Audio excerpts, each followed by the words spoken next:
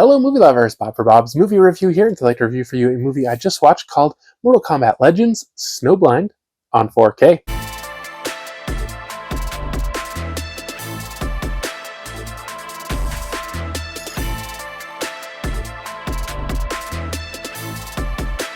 This one was provided to me for review by Warner Brothers. If you do get a chance to check this one out, be sure to let me know your thoughts down in the comment section below.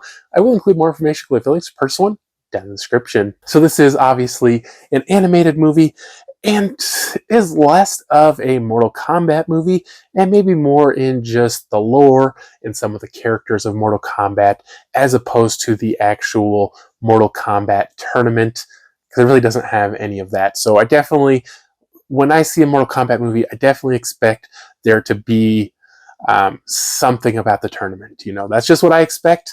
But that was really not this movie. So this takes place some point in a future, and it's basically like a post-apocalyptic wasteland. There's not a lot of people left.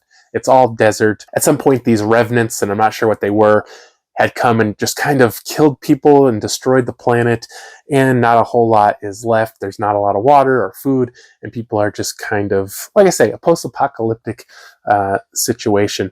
Now, King Kano is kind of ruling these people, and they're I think they're called the Black Dragons or something like that, and they're kind of like the evildoers, of course, of this movie. And this young guy comes to town, and he really wants to prove himself. He believes he's a great fighter, and he wants to beat the greatest warrior and prove to everyone that he is the greatest. And he ends up going against this guy. I don't know what his name was, but he's like, I don't know if he was like lava or fire or what he was, but he basically gets destroyed, and in this battle loses his vision, and he kind of gives up on life. And this older, very mysterious man trains him and teaches him how to fight and live his life. And even though he's no longer has the use of his eyes, he can still live life and all this stuff. And then the Black Dragons end up coming and kind of threatening this whole town. And the young guy convinces the old guy to go with him and fight against them. Definitely an interesting story for sure. But like I say, no Mortal Kombat tournament. There's a lot of shooting in this movie, which again is not something I would expect from Mortal Kombat.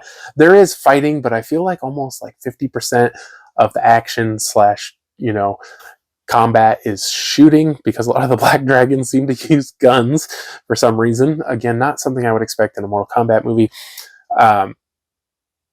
Very graphic violence, lots of gore. I lost count of how many heads explode in this movie. It's just so many. It seems to be like every other scene there's a head exploding. Lots of limbs ripped off, people cut in half. They do have one kind of fatality. I mean, you have to have a fatality, right?